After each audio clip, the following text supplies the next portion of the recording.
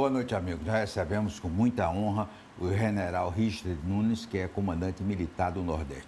General, eu quero primeiro saber dessas 4 estrelas que o senhor usa. Não é fácil chegar a essas 4 estrelas, não. Sua turma na academia tinha quantos? Tinham 306 se formaram. Quantos chegaram a general? Por enquanto, 2. Ah, general, 18. E de 4 estrelas? Por enquanto, 2, devem ter mais 2 ainda. É muito pouco, quer dizer, é um funil. Primeiro, as pessoas não imaginam como é difícil chegar a general de exército. É muito custo, né, general? Sim. A nossa vida militar é de uma capacitação permanente. Então, desde que ingressamos na escola de formação, no nosso caso, os oficiais de carreira, a Academia Militar das Agulhas Negras, depois há cursos de especialização, que normalmente são feitos como tenente, várias opções, aí depende muito da inclinação de cada um. Tem um curso obrigatório como capitão, que é o curso de aperfeiçoamento, na Escola de Aperfeiçoamento de Oficiais, um curso de 2 anos, sendo 1 ano presencial. E outros cursos depois nesse nível também são oferecidos. E aí tem o curso de Estado-Maior, na Escola de Comando de Estado-Maior do Exército, que esse é por concurso de admissão. Esse realmente é um divisor de águas, né?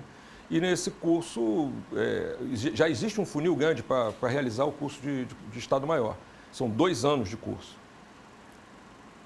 Ainda nesse nível já de uma graduação já de mais alto nível, ainda existe o curso de Política e Estratégia, que também é feito na Escola de Estado-Maior para coronéis. Então, se a gente somar ao longo de uma carreira aí, normalmente se levam, no mínimo, 10 anos realizando o curso. Esses que chegam aos postos mais elevados, né? Agora, extracurricular, o senhor me disse outro dia que aprendeu muito com Marco Maciel, né? O senhor trabalhou com Marco Maciel quando ele era vice-presidente, né? Trabalhei, eu era capitão quando eu cheguei.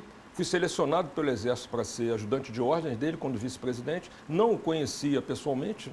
Muitos até perguntavam, mas qual é o vínculo? Não há vínculo nenhum. É um processo seletivo que o Exército sempre realiza. Então eu vim trabalhar fui a Brasília, lógico, ele era vice-presidente, trabalhar com o nosso vice-presidente e fiquei com ele mais de 2 anos.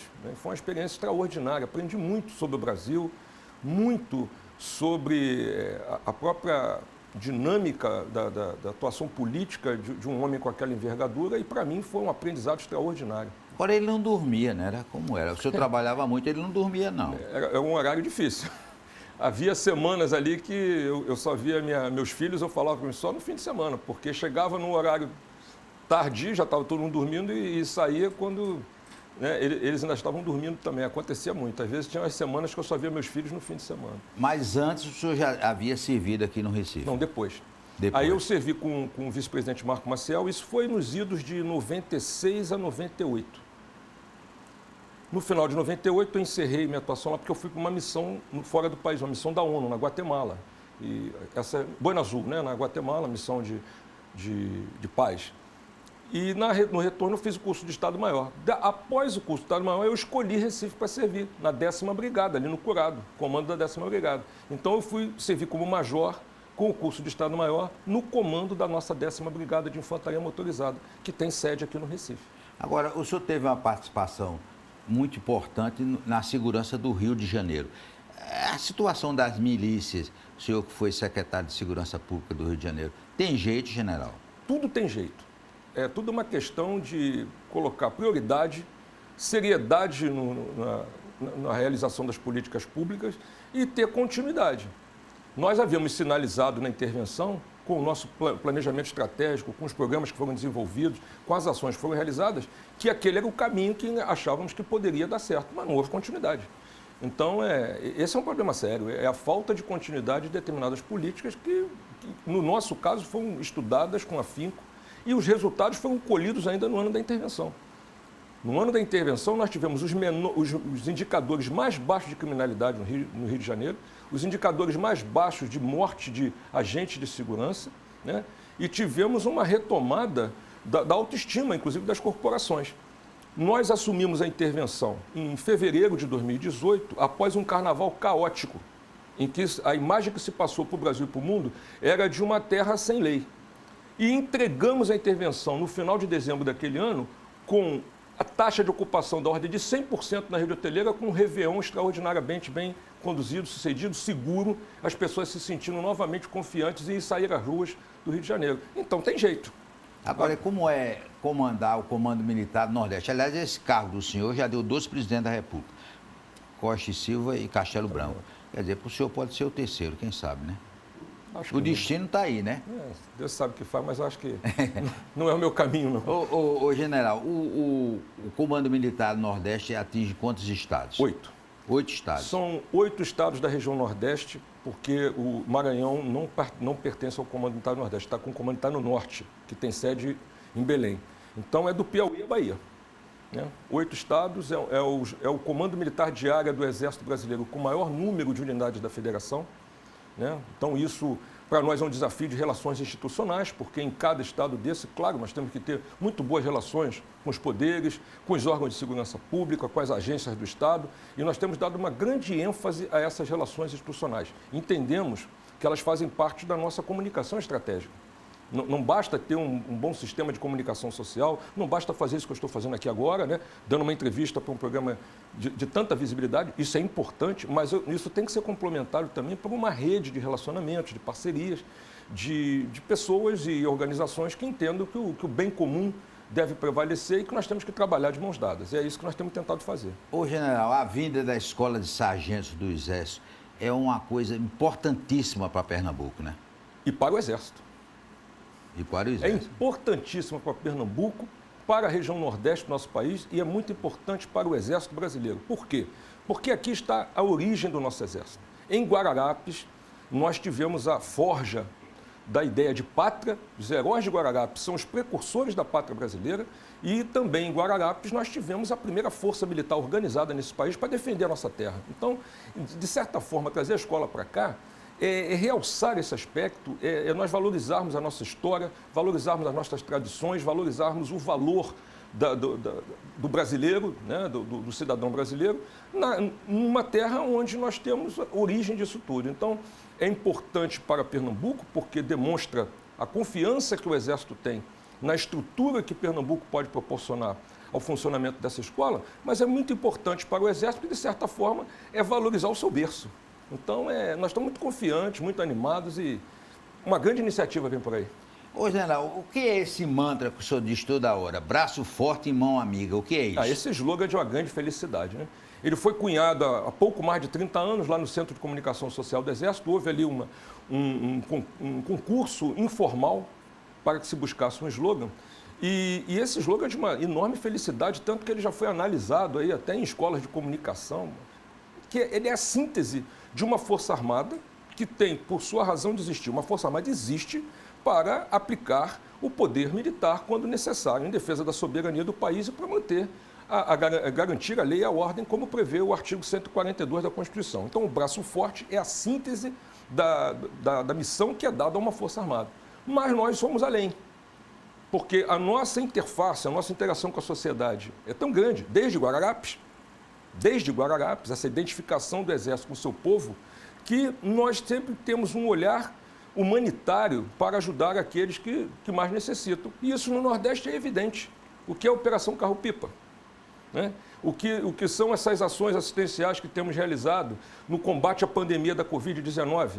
Né? Então, é um exemplo clássico de que o braço forte não impede a mão amiga de atuar. Agora, não se pode falar só em mão amiga sem um braço forte que a sustente. A mão é sustentada pelo braço. Né? Olha, eu me recordo, general, que recentemente nós tivemos aqui uma inundação ali no litoral norte, sim, Barreiros e tal. Sim. E a presença do Exército foi tão forte que o Exército montou um hospital lá em, sim, Barreiros. Sempre. Não, e agora no sul da Bahia, no final do ano, nessa virada agora do ano passado, no sul da Bahia nós tivemos uma atuação intensa, nós colocamos lá efetivos, colocamos equipamentos e ajudamos muito, né, a mitigar aquele sofrimento, junto com as outras agências. Por isso que é importante esse relacionamento institucional. Não buscamos protagonismo. Não há essa ideia de protagonismo. Uma ação como essa, com agências coordenadas, o que tem que haver é um somatório de esforços. Anteontem, nós acabamos de lançar uma ponte na localidade de Ubatã, na Bahia. Essa ponte saiu de Teresina, no Piauí, de um batalhão de engenharia que temos lá. Rodou 1.400 quilômetros, um comboio com aquela equipagem de uma ponte, para restabelecer o tráfego numa rodovia federal, BR-330. Então, são ações como essa que às vezes as pessoas não percebem, mas nós estamos fazendo. Não é fácil rodar. O que é rodar 1.400 quilômetros? Imagina isso numa linha reta na Europa. Quantos países teríamos cruzado? Né? para construir uma ponte que restabelece o tráfego numa rodovia federal. Não é pouca coisa. Aí é questão de socioeconômica, né? De manter o fluxo de uma rodovia federal é fundamental para as pessoas, para a economia, para a vida dessas pessoas. Então, isso temos feito continuamente. No Rio Grande do Norte, lançamos uma ponte agora lá perto de Mossoró, pela mesma razão. As chuvas destruíram ali aquela passagem regular e nós fomos lá e lançamos uma ponte que é própria do Exército, uma ponte militar que está lá temporariamente para atender essa necessidade. No comando do senhor tem um batalhão de engenharia, né? E essas estradas do Exército são uma referência de qualidade, né? Algumas por aí são estradas Sonrisal, que desaparece. Agora, feita pelo Exército, é perfeita. Por que essas estradas do Exército são tão boas? Olha, primeiro, não temos um batalhão, não. Aqui no Nordeste nós temos um grupamento de engenharia comandado por um João Pessoa, comandado por um oficial general, e subordinado a esse grupamento nós temos 5 batalhões de engenharia no Nordeste. Esse que eu falei, por exemplo, saiu de Teresina para lançar uma ponte na Bahia, né?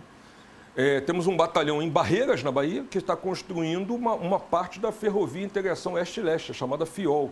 Essas obras de transposição de São Francisco, em vários pontos, isso foi feito pelo Exército.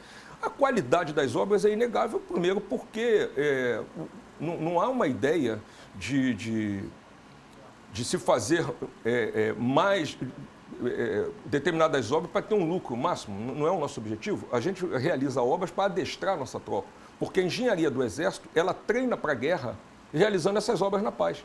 Porque numa situação de guerra, ela vai fazer a mesma coisa, ela vai lançar ponte, ela vai recuperar estradas, ela vai ter que perfurar poço em determinada situação, ela vai ter que atuar na infraestrutura para que um exército possa se mover e ter condições de sobrevivência mais adequadas. Então, na verdade, a gente treina para a guerra realizando obras em favor da sociedade. Braço forte, mão amiga. Para eu treinar para o braço forte, a gente usa a mão amiga. E como não é essa ideia de lucro, não é uma empresa que visa lucro, os valores que são colocados nas licitações também, que ocorrem, são valores que nós entendemos que são os mais adequados. E as obras saem com grande qualidade, porque é nosso interesse também, não só prestar esse serviço à sociedade, mas treinar para fazer o melhor. Depois do intervalo, nós vamos continuar conversando com o general Richard Nunes, comandante militar do Nordeste.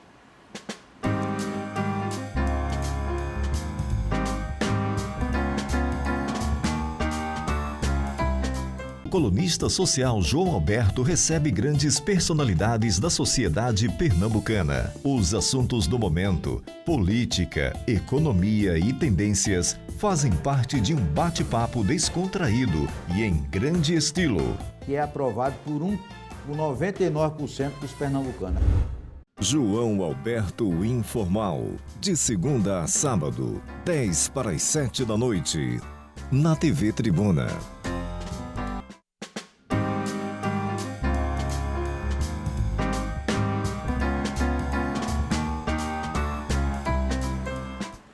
General Richard, o Exército cuida das fronteiras brasileiras? Sempre.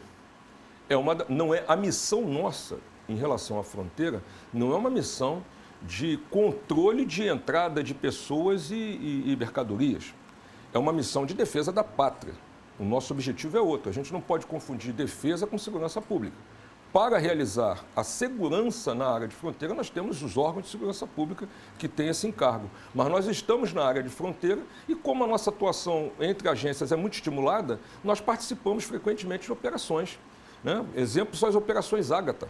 As operações Ágata são operações em que todos os órgãos se envolvem e nós atuamos lá. E o mais importante é que nós desenvolvemos um programa estratégico chamado SISFRON, Sistema Integrado de Monitoramento de Fronteira. Esse é um programa do Exército que admite parcerias com todos os órgãos, em que a gente tem sensores. Isso começou lá na região do Mato Grosso do Sul e vai se expandir para toda a linha de fronteira. Nós temos sensores e temos processadores dessas informações para podermos atuar onde necessário. Esse é um dado. E a outra questão também é que nós temos poder de polícia na faixa de fronteira. Então, naquela faixa de 150 quilômetros que acompanha toda a linha fronteiriça do Brasil, que são 17 mil quilômetros de fronteira, nessa faixa de 150 quilômetros, o Exército tem poder de polícia para coibir, as Forças Armadas, né? Para coibir crimes ambientais, crimes transfronteiriços, quando se faz necessário. Agora, nessa coisa da mão amiga, o Exército também tem dado uma ajuda grande aos milhares de imigrantes venezuelanos, né, Sim. que têm chegado ao Brasil, né? E a boa notícia é que agora está ao encargo do Comando Militar do Nordeste. E estamos embarcando hoje já a terceira leva. Semana passada saíram 115 militares daqui, da nossa base aérea. Ontem foram mais 75 e hoje a gente completa a última leva para chegar a 320. Precisamente, 319. 319 militares do Comando Militar do Nordeste assumem na próxima semana a missão lá da Operação Acolhida em Roraima. Eu devo ir lá no próximo mês, inclusive, para visitar nossas tropas e vão ficar lá por 5 meses. Agora, o senhor está tendo um cuidado muito especial com o Parque Guararapes, né? É o projeto Memória. Sim. Esse é um projeto também desses que nós consideramos estratégicos para o Comando Militar do Nordeste. É a valorização da memória militar, haja vista esse acervo extraordinário que há aqui na região Nordeste, particularmente em Pernambuco e em Guararapes, né, para que a sociedade conheça isso melhor. Porque tem gente no Exército que não sabe disso. Se formos para outras regiões do país e perguntarmos qual é o significado de Guararapes, o que foi aquilo, às vezes o camarada deu uma passada de olhos ali meio superficial, mas ele não tem o exato entendimento do que se processou aqui, do que foi essa insurreição pernambucana, o que foi essa luta patriótica para garantir a soberania sobre a nossa terra. Então, nós temos ainda um acervo considerável de fortes e um parque histórico em Jaboatão que precisa ser mais bem cuidado, que precisa ser mais bem preparado para receber visitantes. Então, o projeto se trata disso. Nós vamos inserir a visita a esses locais dentro de um roteiro, né, que é oferecido normalmente àqueles que vêm visitar a região metropolitana aqui, Jaboatão, Recife, Olinda, né? Não é só o Parque Histórico, tem Forte do Brum, tem os arraiais Novo e Velho, né, do Bom Jesus e tantos outros pontos aí. Alguns estão com o Exército, outros não, né? Por exemplo, Porte 5 Pontos não está conosco, mas a gente tem interesse também que seja muito bem cuidado e inserido em toda essa programação. Criar um roteiro, que o visitante possa entender o que foi isso, o que foi a insurreição pernambucana, o que foi essa luta dos primeiros patriotas brasileiros e ter ali também a satisfação de ser bem atendido, que tenha lá o serviço sendo oferecido, vai gerar mão de obra, uma especialidade, nós vamos atrair capacidade de ter aí guias, de ter pessoas que vão também conseguir tirar algum sustento dessa atividade, que é uma atividade econômica também. Agora, o senhor tem uma vantagem que o senhor trabalha num paraíso, né? Porque o Forte Guararapes é um paraíso, né? No meio de uma floresta. No meio de uma floresta, uma porção de Mata Atlântica, né? Aquela área o ali. ar puro, né? Aquilo é um espetáculo. O Curado e Várzea, aquele conjunto todo ali, é muito bem cuidado. É uma demonstração clara do valor que o Exército dá ao meio ambiente. É uma demonstração clara do cuidado que temos com a preservação. Inclusive, muitos estudantes e estudiosos do meio ambiente se valem daquela porção ali preservada de Mata Atlântica até para fazer pesquisas. Então, realmente, trabalhar numa área daquela nos dá muita satisfação. Ô, general, o senhor comandou a comunicação do Exército, né? E como é que a informática está no Exército? Muito presente? Muito presente, porque não se faz mais comunicação sem ter um suporte tecnológico de ponta, né? Então, em primeiro lugar, que nós temos um portal que tem um nível de acessos extraordinário. Nós temos o suporte do Centro Integrado de Telemática do Exército, que dá suporte aos sistemas da comunicação. Nós temos uma rede chamada Rede do Sistema de Comunicação Social. Essa rede, ela conecta todas as organizações militares do Exército e todas as adjutâncias no exterior. Então, quando a gente quer passar uma orientação, uma diretriz de comunicação, essa rede imediatamente conecta todos esses pontos. Fizemos webinários, né? A gente chama de webinário, né, no Exército, para cerca de 800 conectados simultaneamente, passando informação de comunicação.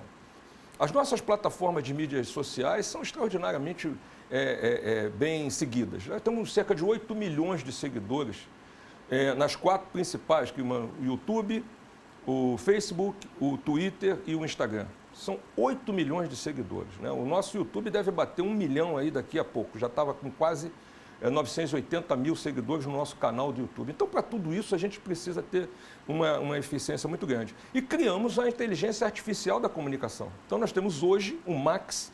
O Max ele foi concebido como M de módulo e Ax era de auxiliar. Era um módulo auxiliar de relações públicas. Para que serve o Max? Para responder questionamentos sobre o Exército nas plataformas ali do Telegram e também do Messenger, né?